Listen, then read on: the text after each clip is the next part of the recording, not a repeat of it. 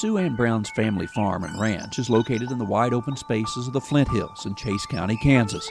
Her father was 13 years old in late March of 1931 when he was preparing to get a head start on planting corn that spring.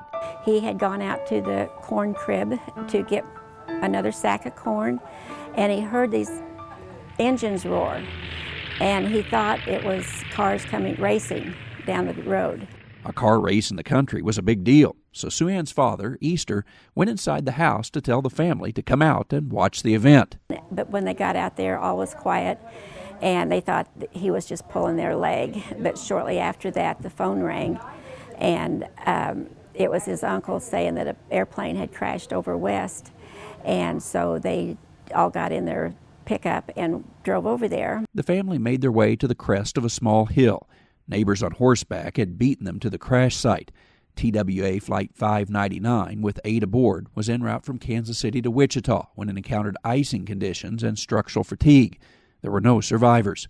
The Heathman family stayed until ambulances arrived. By then, a crowd had gathered, and many took souvenirs. Dad's brother brought home a propeller and hung it on the wall behind the couch until the sheriff came and said they needed that for the investigation. But even hours after the crash, no one at the site realized one of the nationally recognized men who had died in the crash. There was perhaps a good reason they did not. They didn't have a TV. This was the Depression. They turned the radio on to get the farm reports and turned it back off. Notre Dame football coach Knute Rockne was a football legend in his own time. His Fighting Irish had won 4 national titles, and he had compiled a record of 105 wins to only 12 losses. He was on his way to Los Angeles for filming of a movie about the team. In 1935, a memorial marker was erected to all who perished in the crash. Over time, Sue Ann's father became the guide who often led people to that site. He was one of the few eyewitnesses still living. The Cornelius family in Texas owns the land. After they bought it and built a house up there, they kept the gate locked, but gave Dad the combination to the lock, and so he was the go-to person to take people up there. That was the highlight of his day if somebody pulled in and wanted to go up to the crash site. Easter Heathman's connection to Notre Dame football was quite by accident, but his dedication to preserving the memorial and taking people to view it was noticed by the university. In fact, a plaque in his honor greets those who enter the stadium in South Bend.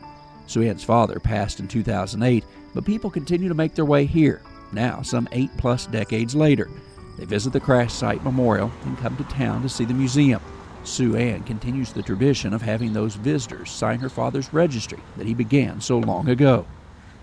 And Dad has kept a book that he's had all his visitors sign, and every state and 2 countries have been there. It's been nearly 85 years since the crash that claimed the life of Rockne and 7 others.